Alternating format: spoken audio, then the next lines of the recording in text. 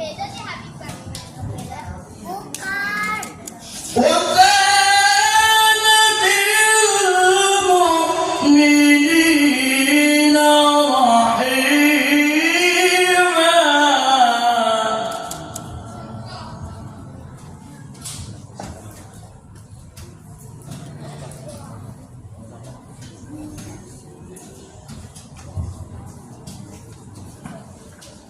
صحية يوم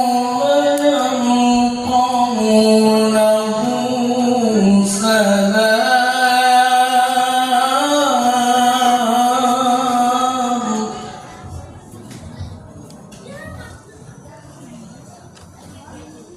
صحية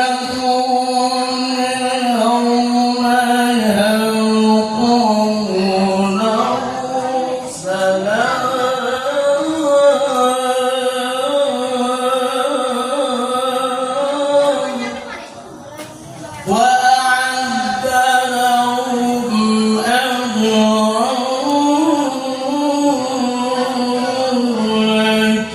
كريما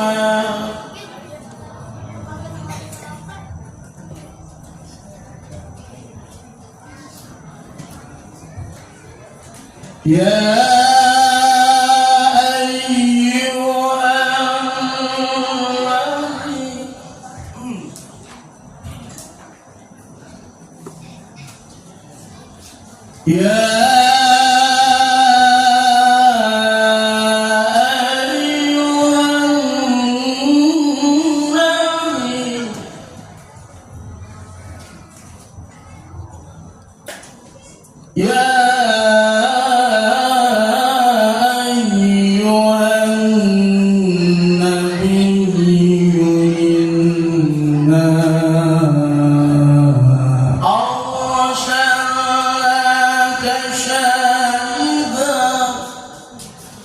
إنا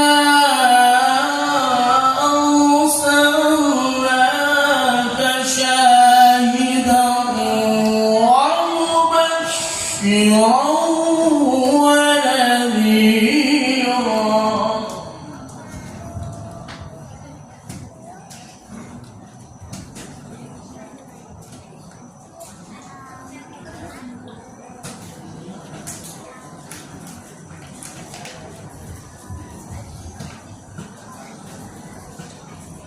يا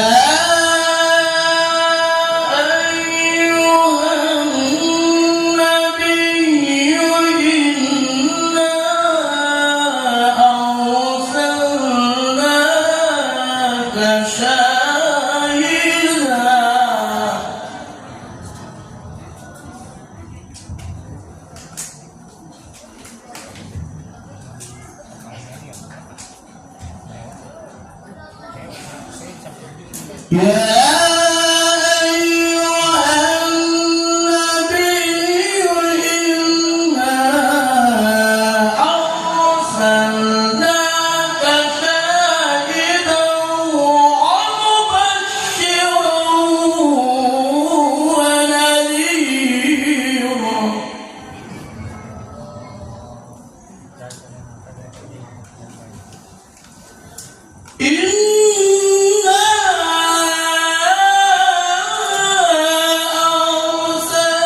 أرسلناك شاهدا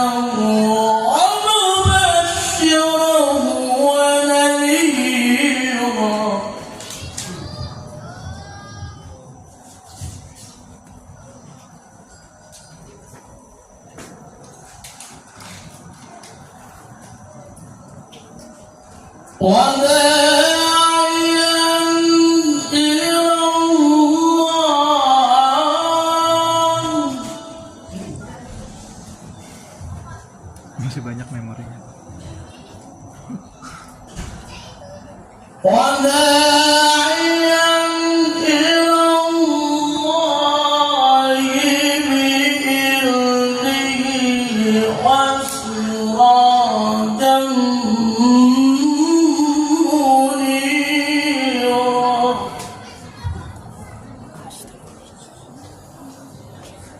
وداعيا إلى الله وداعيا إلى الله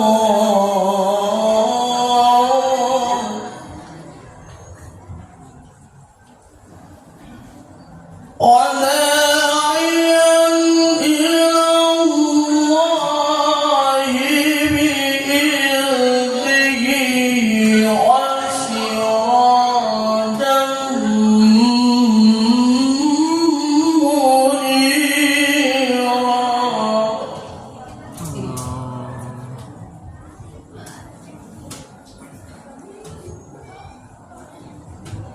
وبشر المؤمنين وبشر المؤمنين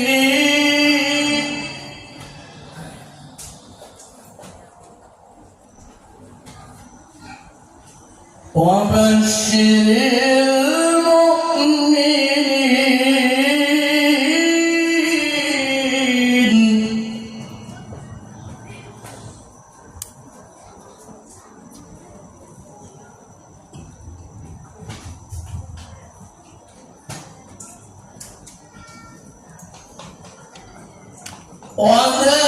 وداعيا إلى الله بإذنه وسراجا منيرا وبشر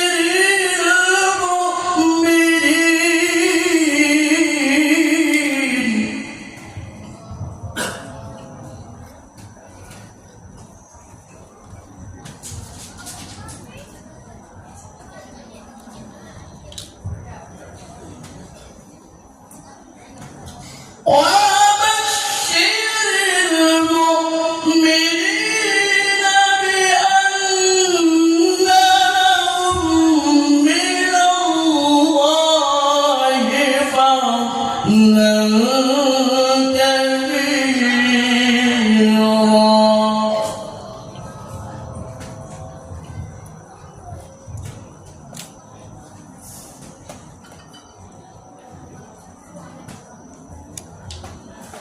الله أكبر لا إله إلا الله لا إله إلا الله والله أكبر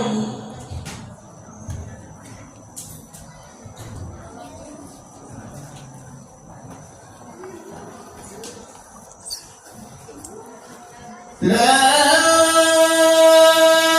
إله إلا الله والله أكبر بسم الله الرحمن الرحيم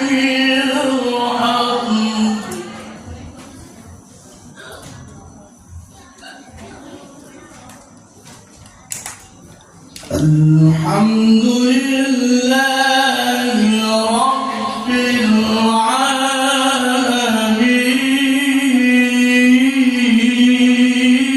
العالمين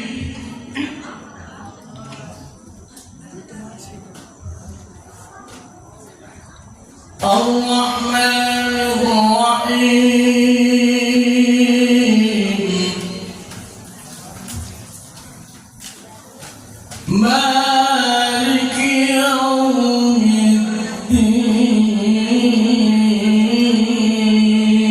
الدين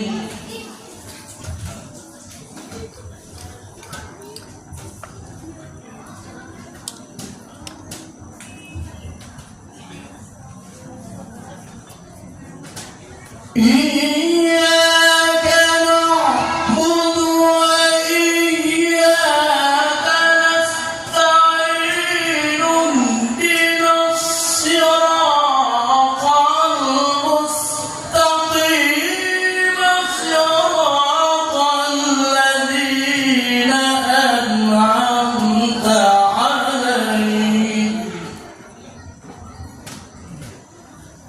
صراط الذين أنعمت عليهم غير المغضوب عليهم ولا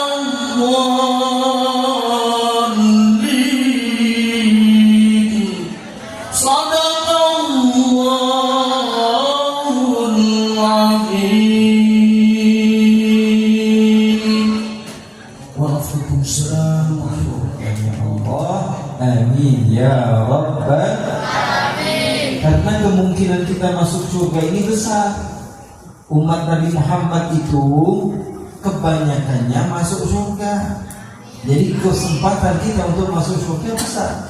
Nabi Muhammad pernah ditawari, wahai Muhammad, kamu mau atau tidak setengah dari umatmu masuk surga? Pilihannya ada dua. Kamu kalau mau, saya akan berikan wewenang setengah dari umatmu masuk surga. Berarti 50-50, 50% masuk surga. Berarti ini angka aman ini. Berarti banyak dari umat Nabi Muhammad, dari zaman Nabi Muhammad 1400 tahun yang lalu sampai sekarang, sampai akhir zaman nanti, 50%-nya masuk surga. Berarti banyak atau tidak? Banyak. 50% masuk surga dan 50% tidak selamat. Dan pilihan yang kedua, kamu bebas memberikan syafaat kepada siapa orang yang kamu mau. Maka Nabi Muhammad berpikir, setelah itu Nabi Muhammad memilih pilihan yang kedua, karena kemungkinannya lebih besar umat Nabi Muhammad akan lebih banyak yang selamat. Jadi Nabi Muhammad lebih memilih antara 50% dari umatnya masuk surga, atau Nabi Muhammad memiliki wewenang untuk memberikan syafaat. Nabi Muhammad lebih memilih syafaat karena kemungkinan kita selamatnya lebih besar. Oleh karena itu Nabi Muhammad pernah bertanya kepada sahabat, wahai sahabat-sahabat, kalian tahu atau tidak syafaat saya akan saya berikan kepada siapa? Maka sahabat mengatakan, tentu untuk orang yang soleh, tentu untuk orang yang baik, tentu untuk orang yang rajin ibadah. Syafaatmu pasti engkau akan peruntukkan kepada orang-orang yang dekat kepada Allah. Kata Nabi Muhammad, tidak. Syafaati li ahli al-kabair min ummati. Syafaatku aku akan berikan kepada mereka-mereka yang sering melakukan dosa besar. Jadi Nabi Muhammad berharap apa? Yang sudah soleh tinggal masuk surga, yang berbuat salah dapat syafaat dari Nabi Muhammad, sehingga semakin banyak umat Nabi Muhammad yang memasuki surganya Allah Subhanahu wa ta'ala. Jadi itu angan-angannya Rasulullah. Ma'asyiral hadirin, ma'asyiral hadirat, kalau kalian ingin tahu mimpinya Rasulullah itu apa, cita-citanya Rasulullah itu apa, harapannya Rasulullah itu apa, cita-cita Nabi Muhammad itu apa, mau tahu atau tidak? Kalau kita mungkin punya cita-cita, ada yang pengen punya mobil, ada yang pengen punya rumah, ada yang pengen punya jodoh, ada nggak? Ada bapak-bapak pakai jawab lagi. Ada yang berharap sesuatu dari urusan duniawi. Tapi antum tahu cita-citanya Nabi Muhammad apa? Azizun alaihi ma'anittum harisun alaikum bil mu'minina raufur rahim. Cita-cita Nabi Muhammad hanyalah pengen kita semua masuk surga.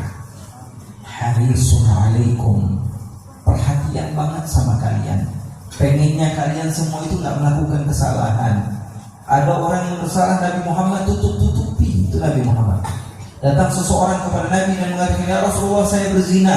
Apa kata Nabi? Enggak Rasulullah, ente kurang ajar ente ahli sesat ente neraka ya.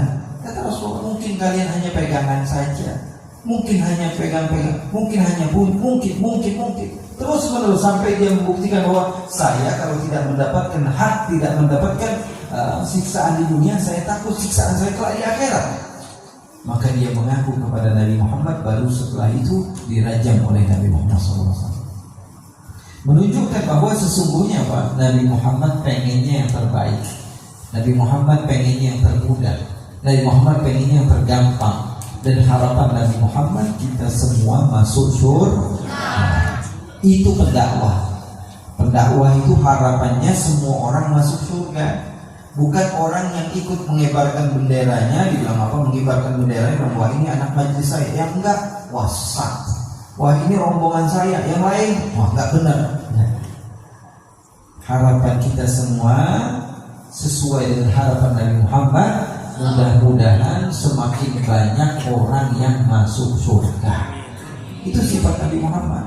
Kalau kita masih punya sifat dendam di dalam hati, masih ada sifat ghil, hasud di dalam hati, maka kita jauh dari kategori orang-orang yang menyerupai Nabi Muhammad. Nabi Muhammad SAW tidak seperti itu, berharap semua orang masuk surga. Jadi kata-kata seperti makanya nggak mau dengerin saya sih, dasar orang nggak benar, orang yang keluar dari jalur agama, nggak pernah ngaji sih, jadi nggak tahu, syukurin tuh, sesat, nggak ada. Nabi Muhammad nggak ada. Justru orang yang salah lebih perlu kepada bimbingan. Orang yang soleh ya udah bagus. Yang salah justru mereka yang perlu dirangkul, perlu didekati. Berharap semua orang masuk surga itu adalah sifat Nabi Muhammad. Oleh karena itu, guru dari guru-guru kami bernama Syekh Mutawalli Asy'arawi, seorang ulama mufassir terkenal di Mesir. Beliau pernah berjumpa dengan anak muda yang baru taubat, yang masih semangat, lagi semangatnya. Biasanya orang yang hijrah ini semangatnya kalau tidak dilandasi dengan keilmuan, ya musiman doang. Ada yang setahun rajin, tahun depan mabok lagi jadi botol. Ada yang begitu. Kenapa? Karena tidak didasari dengan apa? Keinginan, keimanan, dan keilmuan. Lagi asik seru ibadah, lagi nggak punya duit ibadah, lagi punya duit lupa sama ibadah. Ada nggak yang begitu? Di sini mah nggak ada, insya Allah ya. Di sini orang-orang soleh dan solehah saja. Amin ya rabbal alamin. Jadi Syekh Mutawalli Asy'arawi pernah berjumpa dengan anak muda yang lagi semangat di dalam ibadahnya, baru kenal agama. Kalau baru kenal agama semangat itu bagus. Tapi kalau baru kenal agama semangat dan gampang menyalahkan orang lain, lebih baik gak usah taubat ya. Kenapa? Karena mudaratnya buat umum. Kalau dia tidak rajin ibadah, mudaratnya buat dirinya sendiri.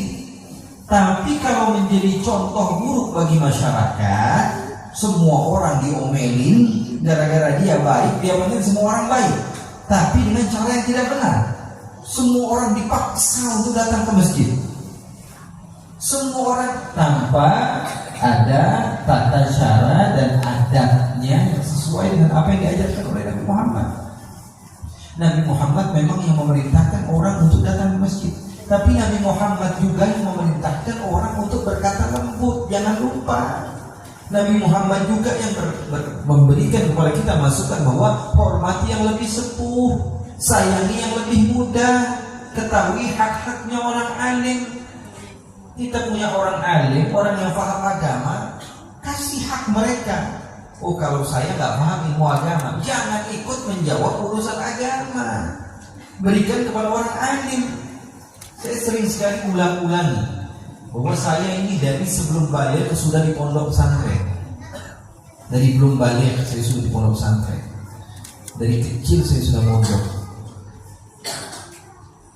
di Sukabumi, di satu pondok pesantren saya 13 tahun, bukan setahun 2 tahun. Kemudian saya pergi ke Yaman, ambil S1 di Yaman, urusannya agama juga, S2 juga, S3 juga, ya. Semuanya urusan agama. Tapi kalau ditanya masalah hukum, sampai sekarang saya masih belajar dan mengajar. Kalau ditanya hukum agama, kadang-kadang saya bilang saya masih bingung jawabnya, saya mau murojaah dulu. Saya masih belum yakin dengan jawabannya. Berikan saya waktu sehari 2 hari, setelah itu saya akan jawab kepada sesuatu yang saya belum jelas jawabannya. Ini mufti mana-mana. Kadang-kadang baca Iqra aja belum lancar sudah jawab urusan agama. Ini jadi masalah. Makanya umat banyak berpecah belah. Karena apa? Setiap congor pengen ngomong. Betul atau tidak? Betul. Karena jawaban kadang-kadang tidak sesuai dengan apa yang diinginkan Allah dan Rasulnya. Justru gara-gara itu malah banyak kekacauan bagi masyarakat. Di kampung sebelah bilang hukumnya begini, di kampung sebelah lagi bilang hukumnya begini, di kampung sebelah lagi bilangnya hukumnya begini. Orang awam jadi bingung, ini mau ikut kemana? Saya takut Saya ini ingin dibawa ke surga, bukan dibawa ke tempat-tempat yang lain. Pengen dibawa ke surga yang jelas. Makanya anak muda ini ketika dia baru bertobat, lagi panas ini, dia pengen semua orang jadi orang baik dan benci sekali melihat orang yang bermaksiat. Padahal nih saya ajarin, di dalam ajaran Islam kita dilarang membenci orang yang bersalah. Kita dilarang oleh agama Allah Subhanahu wa taala membenci orang yang bermaksiat. Kita tidak boleh membenci orang yang bersalah, tapi kita boleh membenci kesalahan seseorang. Paham perbedaan? Kita boleh membenci maksiat yang dilakukan oleh seseorang, tapi kita tidak boleh membenci orang yang bermaksiat. Paham atau tidak? Boleh kita memburukkan kesalahan yang dilakukan oleh orang lain, tapi kita tidak boleh memburukkan orang yang bersalah. Karena kita nggak pernah tahu. Dia maksiat, kita maksiat. Dia dosa, kita dosa. Dia punya aib, kita punya aib. Emang karena lagi waktunya aja dia yang ketahuan, bukan kita. Semua di antara kita melakukan keburukan, punya aib, punya kekurangan, dan setiap orang punya lidah. Hari ini kamu bisa memburukkan dia, besok hari bisa jadi siapa yang tahu? Makanya anak muda ini ketika dia mendatangi Syekh Mutawalli Sya'rawi, dia ditanya sama Syekh, wahai anakku, ini kita ini di tengah kota ada masjid, Masya Allah masjidnya ramai, yang sholat jamaah ramai, yang zikir kepada Allah ramai, yang bersolawat kepada Nabi ramai, alhamdulillah yang mengajar dan belajar ramai. Tapi masalahnya di sebelah masjid ini ada klub malam. Biasanya di tengah kota seperti itu, ada semua komplit, tinggal milih. Masjidnya ada, tempat nongkrong ada, tempat maksiat ada, apa aja ada. Orang yang berpakaian kurang bahan juga banyak. Bebas pokoknya tengah kota. Ini orang ditanya sama Syekh Mutawalli Sya'rawi, kita ini masjid ramai alhamdulillah, tapi di sebelahnya ada klub malam. Kira-kira menurut antum bagusnya kita apain? Gimana cara dakwah kepada mereka? Wah, ini orang lagi apa? Lagi semangat-semangatnya dia bilang, Syekh, tidak ada jalan keluar. Kalau menurut saya bom aja kelar urusannya. Apa kata anak muda ini? Bom aja kelar urusannya. Loh, kata Syekh, kok segampang itu kamu ngebom dia, ngebom mereka, ngebom klub malam, merusak? Katanya karena mereka ini adalah orang yang maksiat kepada Allah. Kenapa kamu tidak dakwahi, ajak mereka untuk menjadi orang yang baik? Wah, orang-orang lagi teler, memandang-mandang benar Syekh gitu. Mereka ini gak bakalan gak dengerin kita, didakwahi juga paling 1-2 yang denger, yang lain gak bakalan denger. Terus kalau kamu bom nanti mati semua. Ya biarin. Supaya apa? Supaya maksiatnya tidak berketerusan. Jadi kalau kita musnahkan sampai ke akar-akarnya, hilang. Karena mereka ini menimbulkan satu circle yang buruk, satu tabiat yang buruk, dan juga sikap-sikap yang kelak akan dicontoh oleh anak cucu kita. Bagusnya kata Syekh dia dibom, tetap dibom. Tetap Syekh, pendapat saya kita harus bom.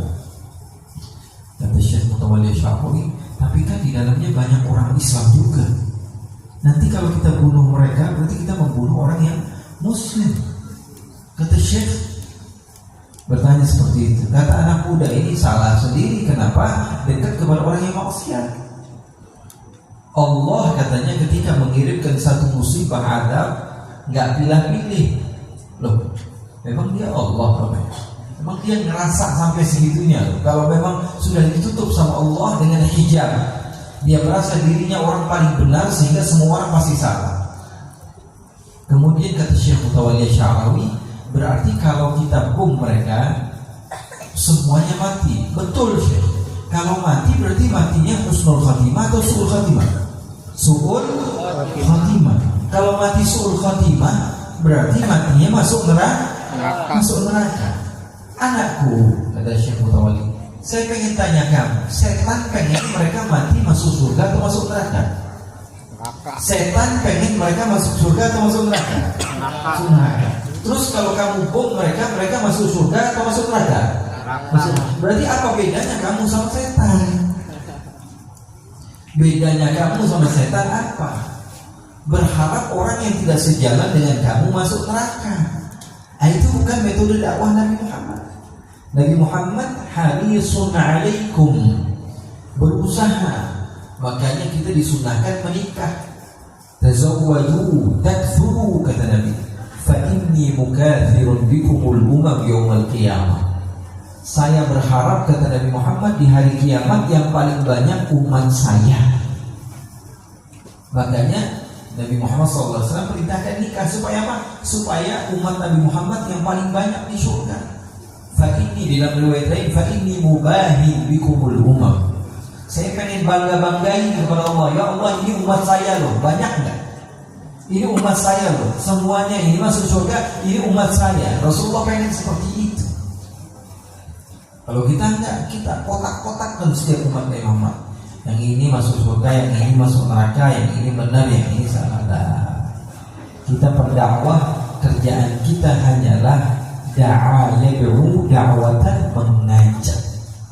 Dakwah itu artinya mengajak, bukan mengejek. Ajak terus orang supaya bisa dekat dan kenal kepada Allah Subhanahu wa ta'ala. Nabi Muhammad memiliki sifat harisun alaikum azizun alaihi ma'anittum. Kalau ada yang maksiat, orang lain yang maksiat, yang sakit, Nabi Muhammad itu azizun alaihi ma'anittum, maksudnya seperti itu. Kita sering kan dengar ayat ini, laqad ja'akum rasulun min anfusikum, dalam riwayat min anfasikum azizun alaihi ma'anittum. Apa arti azizun alaihi ma'anittum? Biar keluar dari majelis paham kita. Ini sifatnya Nabi, Rasul dari kelompok mereka yang sifatnya apa? Azizun alaihi ma'anittum, sedih kalau ada yang melakukan kesalahan, sedih kalau ada yang bermaksiat. Bisa gak kita contohnya? Kalau kita paling demen, kita benar, orang lain salah. Kita menang, orang lain kalah. Berharap sekali. Nabi Muhammad gak ada yang seperti itu. Makanya ketika ada orang Yahudi yang meninggal, Nabi Muhammad nangis. Sahabat berkata, ya Rasulullah, ini musuh kita gak pakai diperangi, udah mati, kenapa engkau menangis? Kata Rasulullah, nafsun, kata Rasulullah, ada satu jiwa yang terlepas dari dakwahku, itu yang membuat aku menyesal. Jadi gimana caranya? Kita ruangan sudah dibuka oleh Allah. Gimana caranya setiap orang ini bisa masuk surga? Itu keinginan Rasulullah. Gimana caranya? Mau dia orang apa, saya terserah. Yang terpenting mereka bisa masuk surga. Ayo ajakin. Ente sholawat sama Nabi yang banyak. Orang yang sholawat kepada Nabi Muhammad SAW banyak, ini pahalanya besar. Syafaat. Setiap berjumpa dengan orang dia dakwah, tapi tidak memaksakan kehendak. Karena sebagian orang berniat untuk berdakwah, tapi yang didakwahi waktunya tidak tepat. Orang lagi banyak utang, diajak ngomong. Akhirnya justru apa? Kesel. Bukan didengarin, malah ngamuk-ngamuk. Paham atau tidak? Iya. Jadi dakwah itu perlu memahami situasi dan keadaan juga. Makanya Nabi Muhammad ketika didatangi seseorang, ditanya, wahai Muhammad, wahai Rasulullah, amalan yang terbaik itu apa? Apa jawaban Nabi?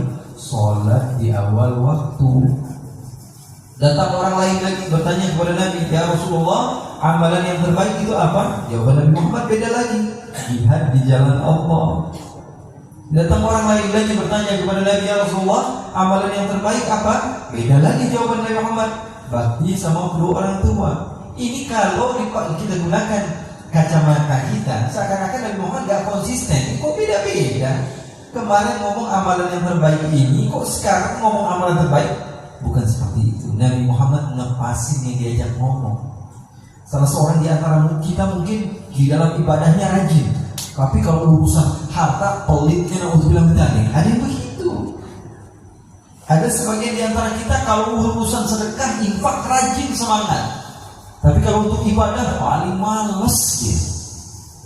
Ada sebagian orang di antara kita untuk ibadah malas, sama hartanya kikir, pelit, Tapi kalau untuk belajar majelis ta'lim dia paling rajin, sehingga ilmunya banyak. Ada yang seperti itu, beda-beda. Setiap manusia itu jangan disamaratakan. Wah, harus sama semua kayak saya. Nggak boleh, nggak bisa. Sering saya contohkan, saya punya anak 2 di rumah, saya cubit dua-duanya. Yang satu nangis, minta maaf sama saya, Papa maafin, saya nggak bakalan ngulangin lagi. Yang satu saya cubit, saya dicubit balik sama dia. Anak saya karakternya sudah berbeda-beda. Kita mau paksakan jamaah kita harus sama semua, tidak boleh seperti itu. Ya, kita hanya berjuang saja, berusaha saja, ikhtiar saja. Urusan hasil serahkan kepada Allah Subhanahu wa ta'ala. Kalau gagal bagaimana dakwah saya? Berusaha lagi, karena dakwah artinya mengajak. Dalam bahasa Arab mengajak. Mengajak itu mengajak orang, bukan menghukumi orang, menindas orang, menghinakan orang, menjelekkan orang, memvonis orang. Tidak. Kerja kita hanyalah berdakwah, yaitu mengajak. Yang mau ikut alhamdulillah, yang gak mau ikut ajak lagi. Paham itu tidak? Yang mau ikut alhamdulillah, yang gak mau ikut ajak lagi. Makanya ada seorang syekh bernama Muhammad Al-Ghazali. Bukan Syekh Imam Al-Ghazali, bukan.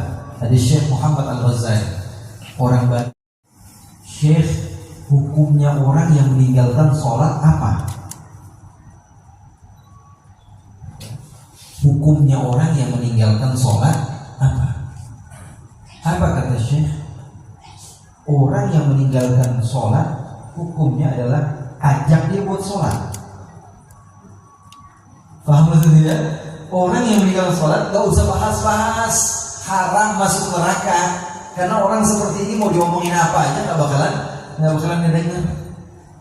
Kenapa kok gak jawabannya hukumnya haram atau hukumnya haram menjadi fasik kalau dia meninggalkannya karena malas, kalau dia meninggalkannya karena tidak meyakini kewajiban sholat, dia kafir. Kata Syekh Muhammad Al-Ghazali, ini jawabannya berbeda. Itu kalau saya di forum para penuntut ilmu, jawabannya seperti itu. Tapi kalau saya sebagai seorang pendakwah, ngomongnya buat umat, buat umum, hukum orang yang meninggalkan sholat, ajak dia buat sholat. Paham atau tidak? Di sini kita diajarkan bagaimana manhaj yang diajarkan oleh Rasulullah. Karena setiap orang berbeda-beda. Biarinlah. Bisa jadi perbedaan itu membawa kita kepada tujuan yang sama.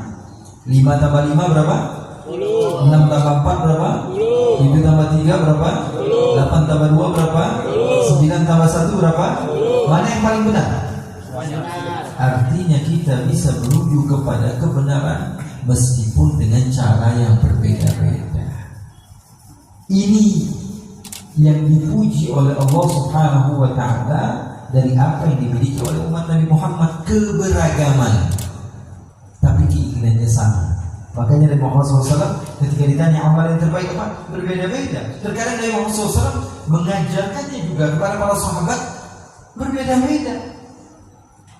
Kata Anas bin Malik, saya tidak pernah sholat di belakang orang yang sholatnya lebih cepat dari Nabi Muhammad. Allahu Akbar, sesuai dengan apa namanya, dengan makhrajnya dan juga dengan tajwidnya, tapi cepat sekali. Belum selesai saya sudah ruku. Kemudian tidak, kemudian cepat sekali sholat Rasul. Beliau mengatakan, saya tidak pernah sholat di belakang orang yang lebih cepat sholatnya dari Nabi Muhammad SAW. Hanya tumanina saja. Tapi dalam riwayat lain, Abdurrahman bin Auf meriwayatkan, saya pernah sholat di belakang Rasulullah. Rasulullah SAW baca Al-Fatihah dengan sempurna, kemudian setelah itu baca Al-Baqarah. Maka Abdurrahman bin Auf mengatakan, saya kira ini baca Al-Baqarahnya cuma 100 ayat. Nanti 100 ayat Rasulullah ruku. Ternyata pas 100 ayat Rasulullah terusin. Kemudian saya husnudzon, saya balik sangka ini kayaknya bacanya sampai 200 ayat. Ternyata 200 ayat diterusin sama Nabi Muhammad. Kemudian wah, saya kira kayaknya Al-Baqarah sampai habis nih, habis itu ruku. Ternyata Rasulullah teruskan ayat yang orang. Kemudian setelah itu seterusnya sampai ayat-ayat yang panjang, sampai kaki saya sudah tidak bisa lagi. Sebentar, kata siapa? Sahabat Abdurrahman bin Auf. Kemudian setelah itu Rasulullah ruku. Kata sahabat ini, rukunya nggak beda jauh lamanya sama berdiri. Kemudian Rasulullah tidak. Kemudian Rasulullah sujud. Sujudnya nggak beda jauh daripada ketika Rasulullah berdiri, dan seterusnya dan seterusnya. Rasulullah bisa ngepasin. Rasulullah tuh pengen ngajarin. Ada masanya, ada waktunya kamu sholat cepat. Contohnya ketika kamu menjadi imam di satu tempat dan di waktu-waktu sibuk. Tapi kamu boleh juga memperpanjangkan sholatmu ketika kamu bersama orang-orang yang kamu yakini, orang di belakangmu ada orang yang ridho kepadamu, muridmu, sahabatmu, saudaramu. Atau kalau mau memperpanjang, panjangin di rumah. Sholat ini mau sampai subuh, sholat di rumah, nggak masalah. Tapi terkadang kita nggak tahu waktu, nggak tahu masa. Nah itu yang kata Rasulullah SAW, ya, ringankan sholat kalian karena mungkin di belakang kalian ada orang yang perlu, ada orang yang sakit, ada orang yang memiliki keperluan lain. Ya, jadi Nabi Muhammad SAW bisa ngepasi. Nah ini yang harus kita pelajari dari Nabi Muhammad SAW. Rasulullah SAW bisa ngepasi segala sesuatu yang pada tempatnya. Jadi sholat panjang boleh atau tidak? Boleh, bagus, pahalanya besar. Tapi itu untuk pribadi. Ya, sholat terlalu pendek nggak boleh juga. Kasihan orang-orang pengen dapat pahala gara-gara kamu jadi ibadahnya sebentar. Jadi caranya bagaimana? Bijak, ngepasi. Karena orang, ya, kamu kalau mau disalahin ya pasti salah. Semua diomelin sama orang. Wah, habis panjangan ceramahnya, capek, saya udah lapar, udah ngantuk. Besoknya saya mulai pendekin ceramah saya. Wah, habis kok ceramahnya pendek banget, kita lagi enak, lagi seru, lagi asik. Kok ya udahan gitu. Ya, kita yang namanya manusia pasti diomelin sama orang, pasti dikomentari yang tidak baik. Kalau pengen baik semua itu masuk surga, nggak bakalan kita ada hasad, tidak akan ada ghil. Tapi Habib, saya sudah berusaha untuk menjadi orang yang terbaik, saya masih saja difitnah. Dia bilang, Nabi Muhammad apakah kurang baik? Tapi difitnah, dihasut, didengki, ada yang iri. Tapi saya udah berusaha, Habib, gak jahat sama orang, tapi saya difitnah juga.